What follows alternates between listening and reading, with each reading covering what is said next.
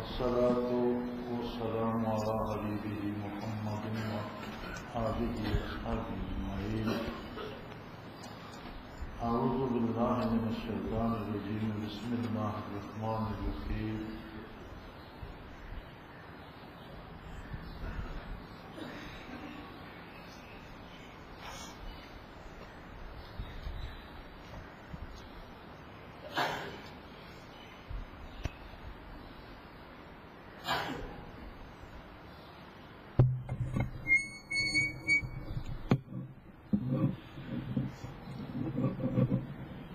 إن الدين عند الله الإسلام. اللهم سبحانك لا علم لنا إلا ما علمتنا إنك أنت العليم الحكيم. مولا یا صلی وسلم دائما ابدا على حبیبک من زانت به الاسر.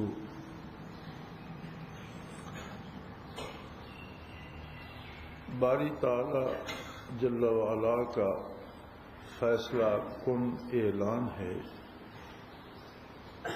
کہ اللہ کے نزدیک دین اسلام اور صرف اسلام ہے. فمن یبتغی غیر الاسلام دینا فلن یقبل منہ.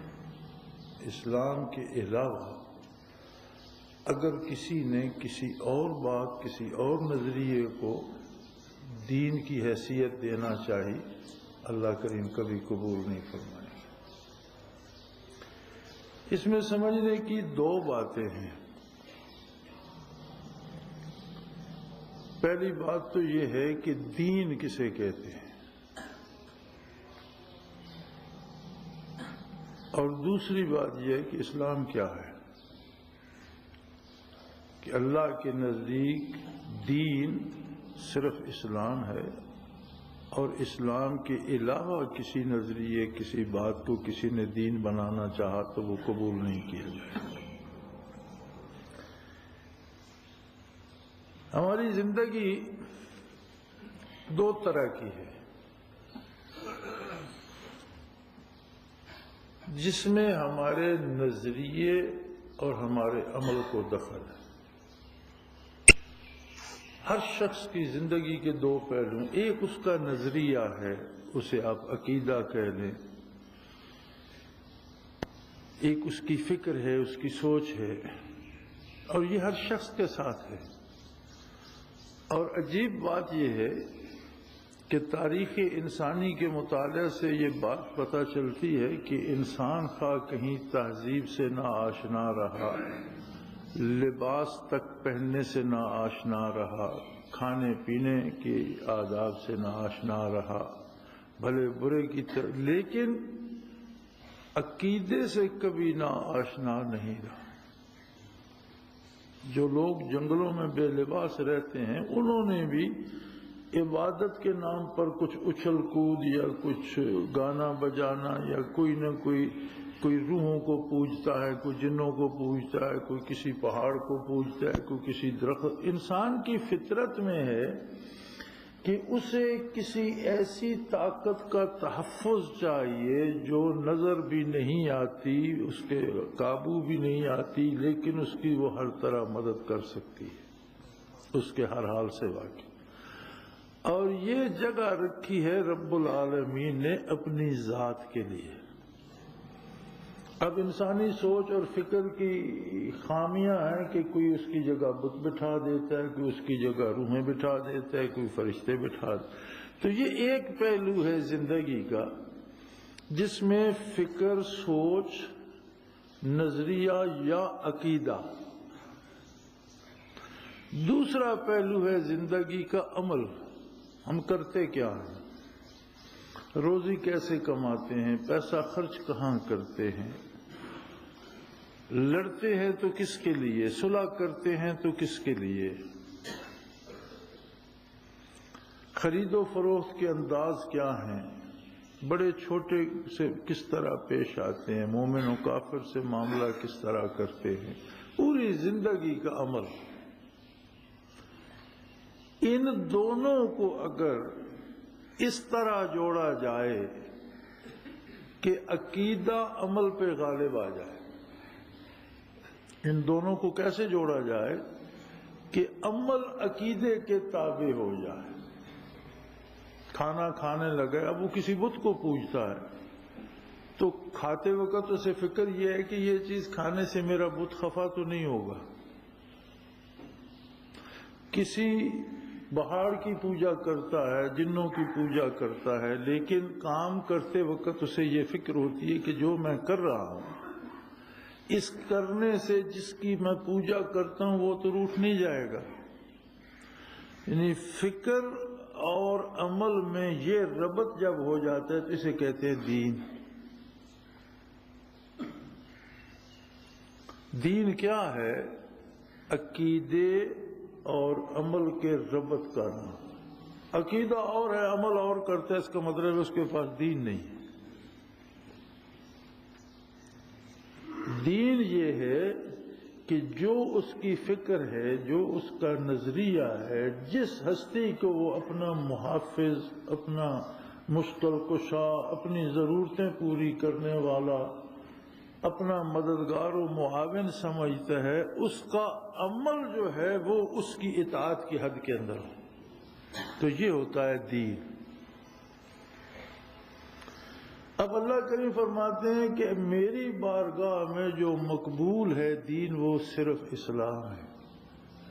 اس کا مطلب ہے اسلام کے علاوہ ادیان باطلہ بھی ہیں، لیکن وہ باطل ہے، مردود ہیں، اللہ کی بارگاہ میں مقبول نہیں ہے. ورنہ ایسے لوگ ہیں جنہوں نے بتوں کو خوش کرنے کے لیے ساری زندگی تاج دی، ایسے لوگ ہیں جنہوں نے جنوں کی عبادت میں ساری زندگی صرف کر دی، ایسے لوگ ہیں جنہوں نے درختوں کو، جانوروں کو پوجنے میں زندگی لگا دی اور تنہائیوں میں، جنگلوں میں بیٹھ بیٹھ کر سارا دن، ساری رات عبادت ان کی کرتے رہے. آگ کے پجاریوں کو ہم نے دیکھا ہے اور تاریخ میں پڑھا بھی ہے کہ وہ آگ جلا کر بیٹھے اور جس حالت میں بیٹھے وہی عمر بیت گئی، 70 سال بیت کے ایک جگہ سے اٹھی نہیں، اسی آگ کو دیکھے جا رہے ہیں اور پوجا کر رہے ہیں. تو یہ سارا کیا ہے؟ مختلف دین ہے. ایسے لوگ جو نظریہ اور عقیدہ ایک اختیار کرتے ہیں یا بتاتے ہیں اور عمل دوسرا کرتے ہیں، ان کے پاس دین نہیں ہے. ایسا کوئی دین نہیں ہے کہ جس میں نظریہ اور ہو اور کردار اور ہو. یہ بے دینی ہے. ایسے شخص کٹی ہوئی پتنگ کی طرح ہوتے ہیں، ان کی کوئی بنیاد نہیں ہوتی. اور مسلمانوں میں یہ جو فرقہ بندی ہے، اور آج تو پھر نئے فرقے، ہر محلے کا ایک نیا فرقہ ہے اور ہر مسجد میں 10 فرقے ہیں اور ہر گھر میں 4 بندے رہتے ہیں تو چاروں کے الگ الگ فرقے. اس کی بنیادی وجہ بھی یہ ہے کہ بنیادی طور پر لوگ دین سے خالی ہیں. نظریہ کچھ اور ہے، کردار کچھ اور ہے. دونوں ملے نہیں تو دین بنا ہی نہیں. جب جگہ خالی ہے تو اس جگہ کوئی بندہ ایک بات وہاں رکھ دیتا ہے، کہتے ہیں چلو خانہ پوری ہو گئی اسی کے ساتھ سے. ورنہ آپ نے دیکھا کہ دولت سے پیار ہندو سے زیادہ کسی نے نہیں کیا. ہندو کا مقولہ تھا کہ چمڑی جائے دمڑی نہ جائے، پیسہ نہ جائے خواہ کوئی کھال کھینچ لے. لیکن جب معاملہ تقسیم ملک کا آیا تو ہندوؤں کی جاگیریں تھیں، زمینیں تھیں، خوبصورت مکان تھے، کاروبار تھے، سب کچھ چھوڑ کر اپنے عقیدے کی بنیاد پر وہ یہاں سے چلے گئے. کسی ہندو نے مال و دولت کے لیے عقیدہ نہیں بدلا، اس لیے کہ اسے وہ دین سمجھتے تھے. اللہ فرماتا ہے میں اسے قبول نہیں کروں گا، باطل ہے. لیکن انہوں نے تو دین سمجھ رکھا تھا نا، تو کتنی قربانی دی. تو جو شخص ایک عقیدے کو اپناتا ہے اور اپنے عمل میں آزاد اور بے مہار، جو جی چاہا کر لیا، جو جی چاہا کھا لیا، جہاں جی چاہا رہ لیا، اس کے پاس دین نہیں. دین کیا ہے؟ عقیدے اور عمل کا یکسو ہونا، ایک تال میل ان میں ہونا۔ اب اس دین کے لیے اللہ کریم فرماتے ہیں کہ ان الدین عند اللہ الاسلام، اللہ کے نزدیک دین صرف اسلام ہے، باقی جتنے دین لوگوں نے گھڑ رکھے ہیں فَمَن يَبْتَغِ غَيْرَ الْإِسْلَامَ دِينًا، اگر کسی نے اسلام کے علاوہ کسی اور دین کو اپنانا چاہا فَلَن يُقْبَلَ مِنْهُ، اللہ اسے قبول نہیں کرے۔ تو یہ چھوٹی سی وضاحت دین کی ہوگی۔ اب اسلام کیا ہے جو اللہ کے نزدیک مقبول ہے؟ اسلام کیا ہے؟ اسلام کی بنیاد ہے دو باتوں پر،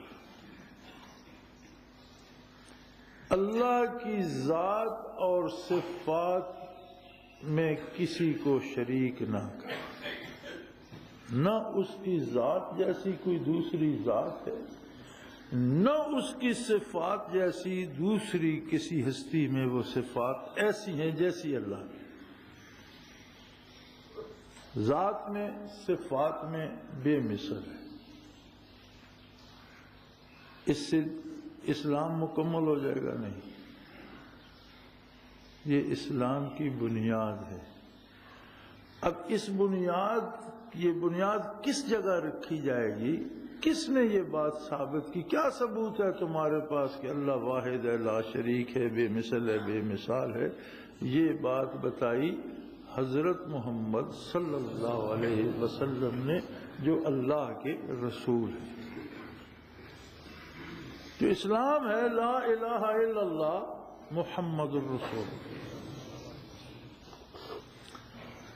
دنیا کے سارے نظریے مثبت سے شروع ہوتے ہیں، یعنی اس چیز کو مانو۔ نظریہ کیا ہوتا ہے؟ ایک تصور پیش کیا جاتا ہے، ایک بات پیش کی جاتی ہے اور حکم دیا جاتا ہے اسے مانو۔ ایجاب سے شروع ہوتے ہیں، مثبت سے شروع ہوتے ہیں۔ اسلام شروع ہوتا ہے انکار سے، نفی سے۔ لا الہ، کوئی بھی عبادت کے قابل ہے ہی نہیں، معبود ہے ہی کوئی نہیں۔ اسلام اس بات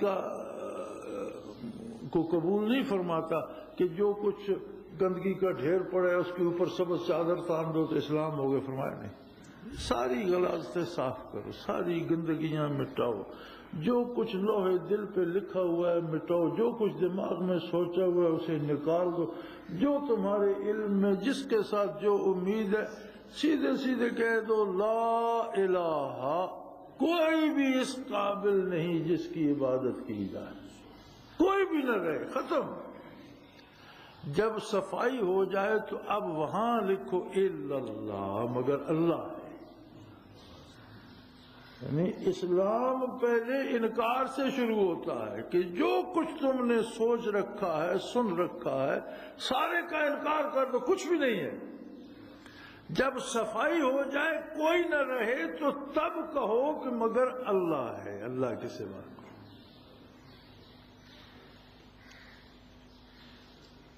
محمد الرسول اللہ صلی اللہ علیہ وسلم اور حضرت محمد صلی اللہ علیہ وسلم اللہ کے رسول۔ اب آئیے رسول صلی اللہ علیہ وسلم نے اسلام کی وضاحت کیا کی؟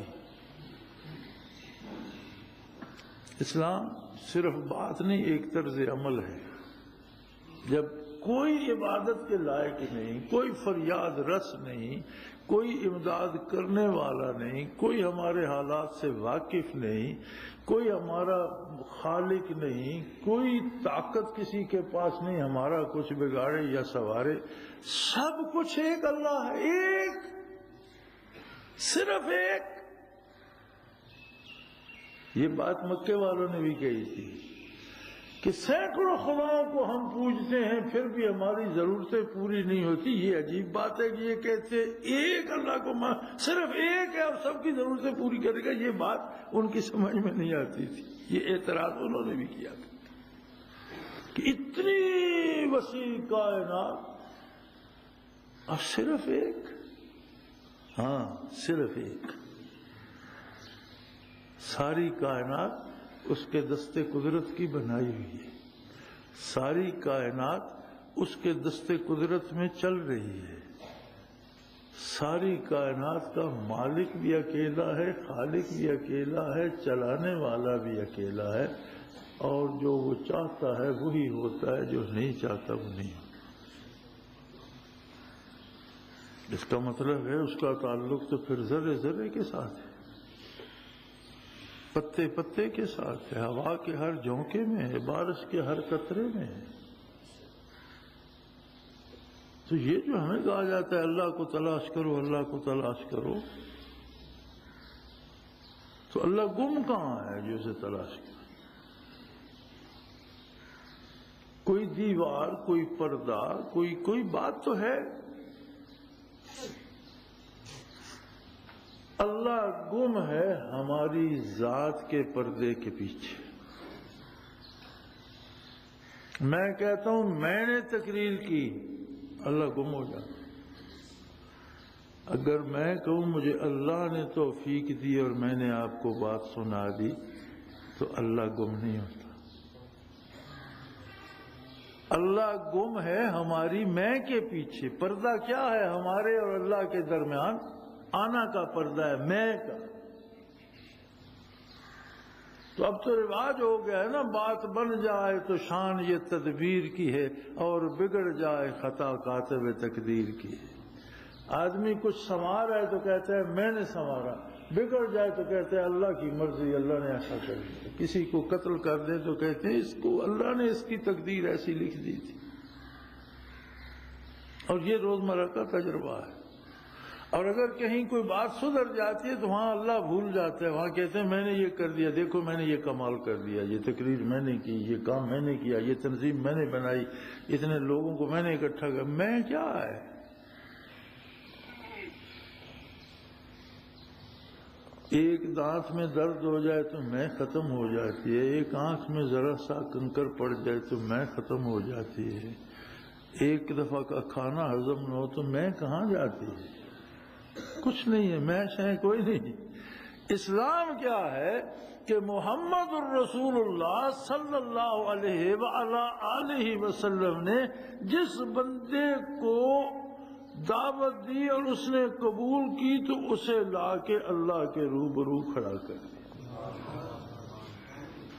ایک بندہ مشرک ہے، کافر ہے، بتوں کو پوجتا ہے، نبی کریم صلی اللہ علیہ وسلم کے ساتھ ایمان لایا، کیا آپ صلی اللہ علیہ وسلم اس کے اور اللہ کے درمیان کھڑے ہوئے؟ فرمایا آپ میرے ساتھ کھڑا ہو، میں بھی رکوع و سجود کرتا ہوں اس کی بارگاہ میں، تو بھی براہ راست کر۔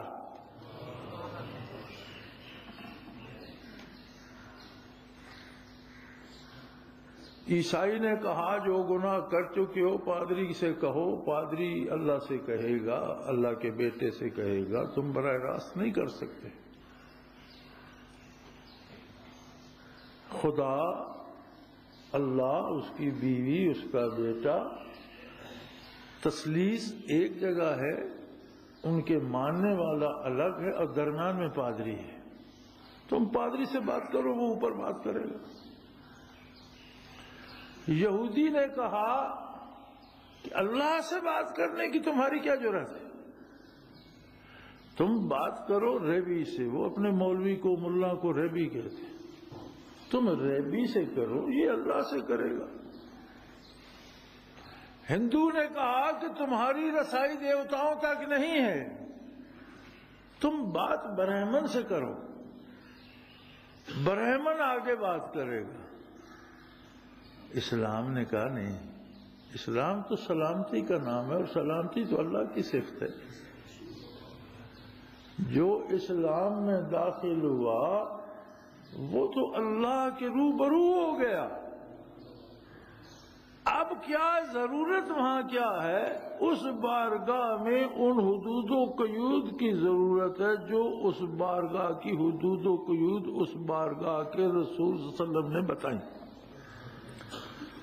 کھڑا کیسے ہونا ہے، بیٹھنا کیسے ہے، بات کیسے کرنی ہے، کیسے نہیں کرنی، اور اس بارگاہ تک پہنچنے کے لیے تمہارا لباس کیا ہونا چاہیے، بدن کس طرح پاک ہونا چاہیے، خوراک کیسی ہونی چاہیے، لوگوں کے ساتھ تعلقات کیسے ہونے چاہیے، بازار میں تم کیسے ہو، میدان کارزار میں تم کیسے ہو، برادری میں کیسے ہو، دوستوں میں کیسے ہو، دشمنوں میں کیسے ہو، یہ کیا ہے؟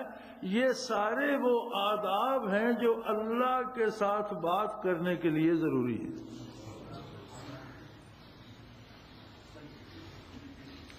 جب یہ ساری بات یکجا ہوتی ہے تو یہ بن جاتا ہے دین اسلام۔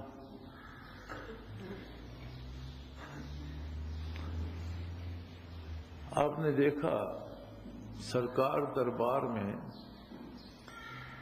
کھانے کے، پریڈ کے، ملاقاتوں کے لباس الگ ہیں۔ بڑے سے بڑا افسر ہے تو کسی ڈنر پہ جائے گا تو اس کا لباس وہی ہوگا جو ڈنر کے لیے چاہیے۔ اب یہ نہیں کہ یہ جنرل صاحب ہے تو اسے نہیں، جنرل صاحب کو پہننا پڑے گا، کپتان صاحب کو پہننا پڑے گا۔ پریڈ پر جائے گا تو پریڈ کا لباس پہننا پڑے گا۔ شادی بیاہ میں دولہے دلہن کے لباس مقرر ہیں۔ اب امیر غریب اسے قیمتی یا کم قیمت کا تو بنا لیتے ہیں، لیکن دلہن دلہن نظر آتی ہے، دولہا دولہا نظر آتا ہے۔ امیر قیمتی طور پہ سجا لیتے ہیں، غریب عام کپڑے کو رنگ کے بناتے تو الگ سے ہیں نا۔ تو یہ ساری کیا ہے؟ اس بات جس کام کو کرنے جا رہے ہیں اس کے آداب اور قیود اور حدود ہیں۔ اسی طرح مسلمان کو بھی میدان میں مسلمان نظر آنا پڑتا ہے۔ بات کرے پتہ چلے مسلمان ہے، کام کرے سمجھ آئے مسلمان ہے، لڑے تو سمجھ آئے یہ مسلمان ہے، صلح کرے تو سمجھ آئے یہ مسلمان ہے، خرید و فروخت کرے تو اعتبار ہو کہ یہ مسلمان ہے، جھوٹ نہیں بولے گا، کم نہیں تولے گا، دغا نہیں دے گا، مسلمان ہے آخر۔ یہ سارے کیا ہیں؟ دولہا یا دلہن بننے کے آداب و آداب اور لباس۔ اگر یہ نہیں ہوں گے تو دلہن دلہن نہیں ہوگی، دولہا دولہا نہیں ہوگا۔ یہ نہیں ہوں گے تو آدمی کے پاس دین نہیں ہوگا۔ مولانا رومی رحمت اللہ علیہ نے اپنی مثنوی میں بڑی خوبصورت مثال دی ہے کہ کسی نے ایک نقاشوں کا، وہ جو سوئیاں چبھو کر رنگ بھرتے ہیں، تصویریں بناتے ہیں بازوؤں پر، ہاتھوں پر، کہ میرے بازو پہ شیر بنا دو۔ جب اس نے سوئی چبھوئی تو اس نے کہا یار کیا بناتے ہو؟ اس نے کہا شیر کے کان بنا۔ اس نے سر سے شروع کیا نا، کان بنا۔ اس نے کہا کان نہیں بناؤ، مجھے درد ہوتا ہے، بغیر کان کے شیر چلے گا ٹھیک ہے۔ میں نے کہ اسے گانے سنوانے ہیں، کان نہیں ہوں گے دکھوا۔ اس نے پھر سوئی چبھو دی۔ اب کیا بناتے ہو؟ آنکھیں بنا رہا ہوں۔ اس نے کہا اس نے کوئی شکار تلاش کرنا ہے کہ آنکھیں بنا رہے، مجھے درد ہوتا ہے، آنکھیں نہیں بناؤ۔ لیکن جو کچھ بنانا تھا سوئی تو پھر چبھونی تھی۔